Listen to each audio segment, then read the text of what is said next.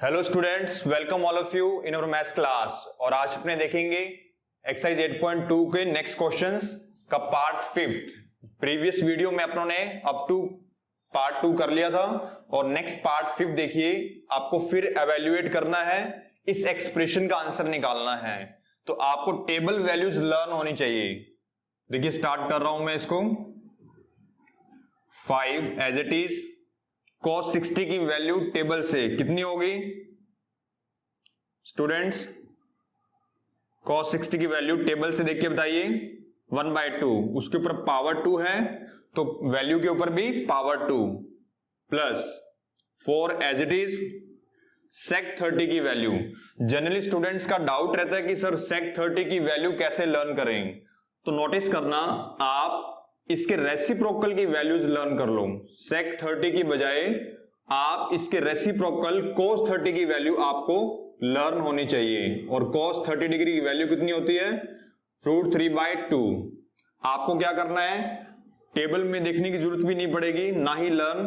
देखिए sec 30 की value यहां से निकालिए, इस वैल्यू का रेसिप्रोकल कर दो, वो वैल्यू sec 30 की होगी। तो मैं क्या लिख रहा हूं, 2/√3 is the value of sec 30 degree.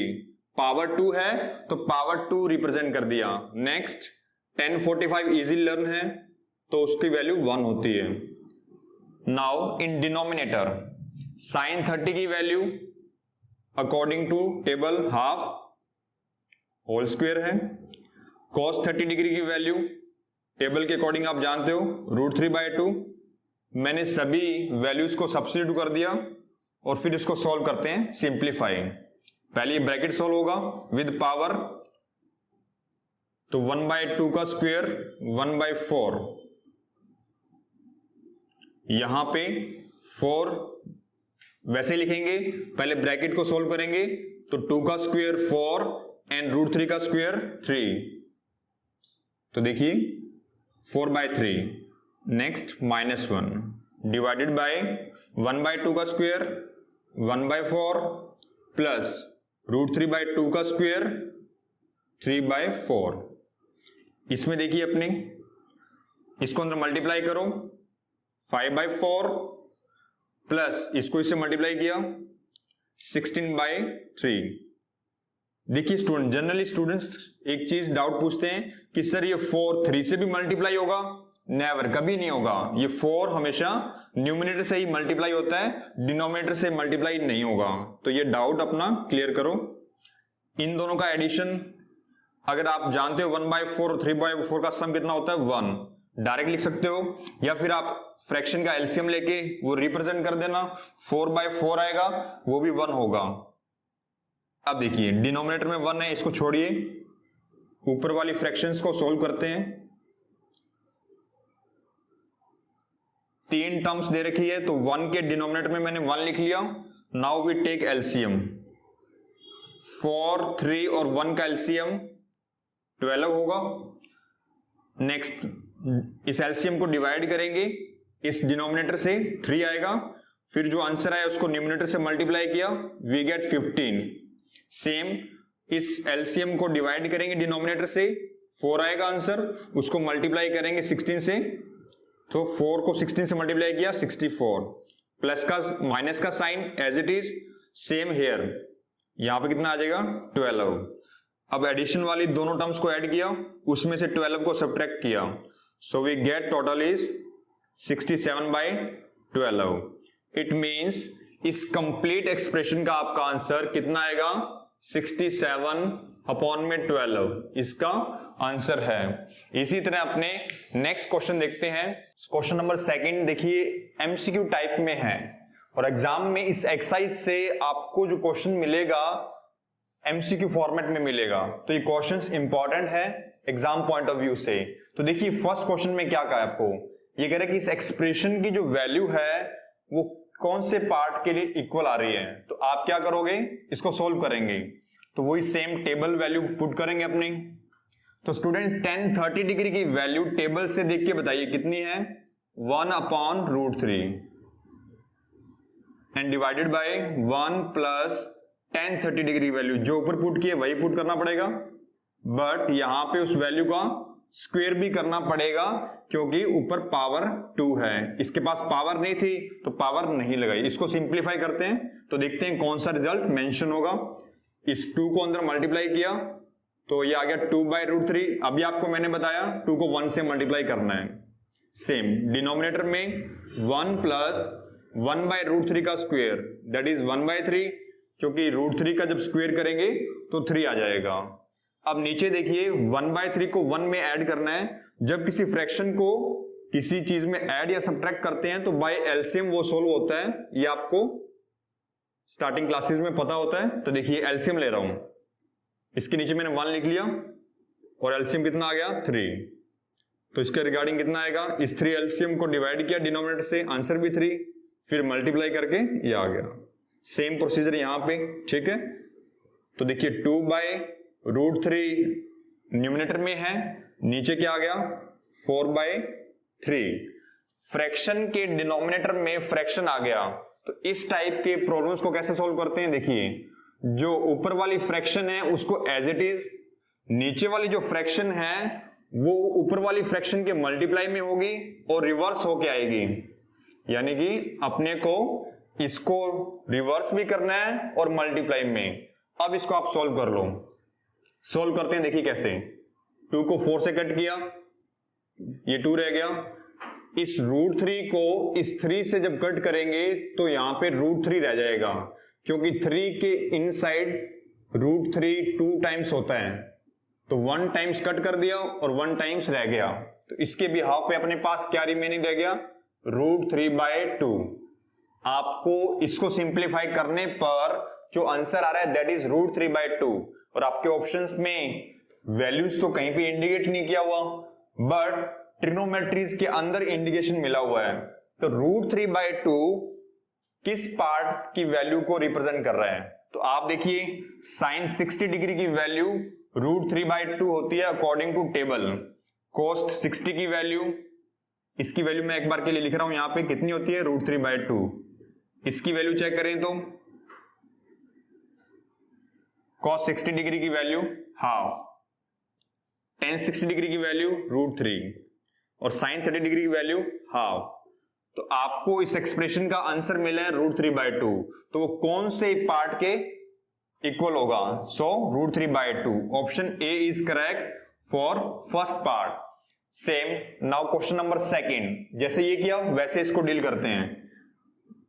tan 45 की वैल्यू 1, ऊपर पावर 2 है तो स्क्वायर लगा दिया। सेम 1 प्लस tan 45 की वैल्यू 1 का स्क्वायर, 1 का स्क्वायर 1 डिवाइड में 1 + 1, न्यूमिनेटर में 1 + 1 कितना होता है 0, 1 + 1 2, और 0 को 2 से डिवाइड किया, आंसर क्या आ गया 0। Which option is correct, option D. It means इस कंप्लीट एक्सप्रेशन का आंसर 0 आ रहा था और वो कौन से ऑप्शंस को मैच कर रहा है, डी पार्ट को। तो इस सेकंड पार्ट का आंसर डी होगा। Now question number 3, sin 2a equal to sin a is true, यानी कह रहा है कि sin 2a इक्वल कब होगा टू sin a के, when a एंगल a पे कौन सी कंडीशन अप्लाई करें कि ये और ये वैल्यूज इक्वल आ जाएं। तो आपके पास यहां पे आपको ये ऑप्शंस पुट करके देखने पड़ेंगे। 0 डिग्री a की जगह रिप्लेस करना पड़ेगा, देखना पड़ेगा कि लेफ्ट हैंड साइड की वैल्यू और राइट हैंड साइड की वैल्यू सेम है या नहीं है। अगर वो इक्वल नहीं देता है LHS और RHS पार्ट तो ऑप्शन ए नहीं होगा। फिर आप 30 डिग्री के लिए चेक करके देखोगे, ऐसे ऑप्शंस चेक करने पड़ेंगे। तो देखिए फर्स्ट 0 डिग्री के लिए चेक करो आप। 0 डिग्री के लिए साइन लेफ्ट हैंड साइड में देखिए sin 2a है तो a की जगह रिप्लेस कर दो 0 डिग्री। a एंगल की जगह, इसने a के बारे में पूछा तो मैं a की जगह क्या पुट कर रहा हूं 0 डिग्री, और देखिए सोल्व कर रहा हूं, ये बन गया sin 0 डिग्री। ट्रिग्नोमेट्रिक फंक्शन के इनसाइड 2 को 0 डिग्री से मल्टीप्लाई किया, 0 डिग्री आ गया, और sin 0 डिग्री की वैल्यू अकॉर्डिंग टू टेबल 0 होती है। ठीक है, सेम आप क्या निकालोगे, राइट हैंड साइड। आपको इस 0 डिग्री के लिए RHS को भी चेक करना पड़ेगा। तो आपने क्या किया 2 sin a, ए को रिप्लेस कर दिया 0 डिग्री से, तो आपके पास साइन 0 डिग्री की वैल्यू 0, और बाहर मल्टीप्लाई में 2 है तो मल्टीप्लाई भी कर दिया, तो आपका आंसर आ गया 0 को 2 से मल्टीप्लाई किया 0। तो RHS की आपकी क्या आ रही है, 0 आ रही है, यानी 0 डिग्री एंगल ए LHS और RHS दोनों को सेटिस्फाई कर रहा है। इट मींस आपका option A is correct. B, C and D option सही नहीं होंगे, आप फिर भी वेरीफाई कर सकते हो। आपका पहले स्टेप में ये आंसर मिल गया, 0 डिग्री इसमें सेटिस्फाई कर रहा है। इस तरह से इस एक्सरसाइज से एमसीक्यू पे क्वेश्चन काफी इंपॉर्टेंट निकलता है, तो आप ध्यान रखना। नेक्स्ट क्वेश्चन करते हैं। सो क्वेश्चन नंबर 3 देखते हैं। If 10a plus b equal to √3 and 10a minus b equal to 1/√3, और आपको कह रखा है कि a plus b का जो सम है वो 0 से 90 के बीच में होना चाहिए, और स्पेसिफाई क्या किया हुआ है, एंगल a जो है वो b से ग्रेटर है। ये कंडीशंस दे रखी है लेकिन इनका अभी कोई यूटिलाइज नहीं है क्वेश्चन के अंदर, और आपको फाइंड करना है एंगल a और b की वैल्यू। तो देखिए स्टूडेंट्स, इसको सॉल्व करते हैं अपने। आपको गिवन क्या है, 10a plus b equal to √3 and 10a minus b equal to 1/√3।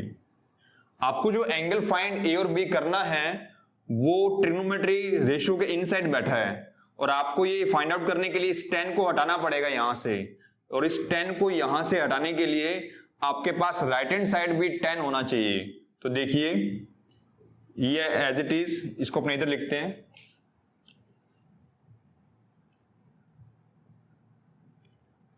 देखिए मुझे a plus b की वैल्यू चाहिए, तो मैं 10 हटाना चाहता हूं, तो मैं क्या करूंगा, राइट हैंड साइड 10 क्रिएट कर रहा हूं by help of this value.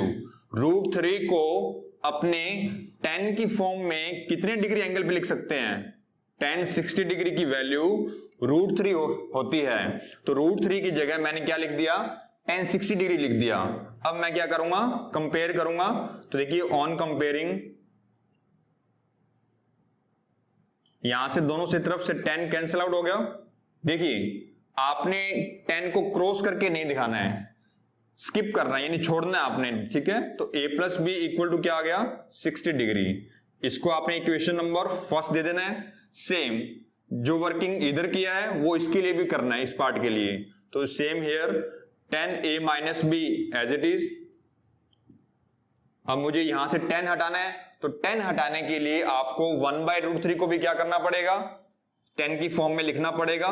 तो 10 1/√3 कौन से एंगल पे देता है 10 के लिए, मींस 30 डिग्री। 10 30 डिग्री की वैल्यू 1/√3 होती है। कंपेयर करेंगे तो यहां से a माइनस b आ जाएगा और यहां से ये एंगल आ जाएगा 30 डिग्री, और इसको क्या दे देंगे, इक्वेशन नंबर सेकंड। तो अपने पास दो इक्वेशन आ चुकी है, a plus b equal to 60 degree, a minus b equal to 30 degree. और चैप्टर नंबर 3 में एलिमिनेशन मेथड था जिसमें 2 वेरिएबल्स गिवन होते हैं, तो उसकी हेल्प से देखिए इनको सॉल्व करते हैं। मैं लिख रहा हूं adding equation first and second. आपने दोनों इक्वेशंस को ऐड करना है, उससे आपके पास a और b की वैल्यू आएगी। First equation as it is, second equation उसके डिनोमिनेटर में लिख दिया, ठीक है। दोनों को मुझे ऐड करना है, तो देखिए ऐड करने से क्या होगा, कोई इफेक्ट नहीं होगा, सिंपल ऐड कर दो। जब आप सब्ट्रैक्ट करते हो दो इक्वेशंस को, तो जो नीचे वाली इक्वेशन होती है उसके साइन चेंज हो जाते हैं। जब आप ऐड करते हो दो इक्वेशन को, तो साइन में कोई चेंजेस नहीं होंगे। तो देखिए ऐड करने से कैंसिल आउट, a में a प्लस किया 2a, और यहां पे 60 और 30 का सम 90 डिग्री। आपको a की वैल्यू चाहिए, तो ये 2 डिवाइड में शिफ्ट हो जाएगा, और सॉल्व करने के बाद आपके पास a की वैल्यू कितनी आ रही है, 45 degree. a angle find out हो गया 45। अब b एंगल और निकालना है, तो ये वैल्यू चाहे आप इस इक्वेशन में पुट कर दो, चाहे इस इक्वेशन में पुट कर दो, दोनों में से किसी मर्जी से निकाल लो। तो देखिए value of a put in equation first में पुट कर रहा हूं एंगल a की वैल्यू को, तो जहां पे एंगल ए है उसको रिप्लेस कर दिया 45 से, और आपने यहां से बी एंगल की वैल्यू निकाल ली और वो आपकी आ रही है 15 डिग्री। Is that clear? आपके पास ए एंगल की वैल्यू आ रही है 45 डिग्री और बी एंगल की आ रही है 15 डिग्री। और ये देखिए, ये दोनों एंगल्स अपनी इस गिवन कंडीशन को भी सेटिस्फाई कर रहे हैं। इसमें दिया हुआ था कि ए जो एंगल है वो बी से बड़ा है।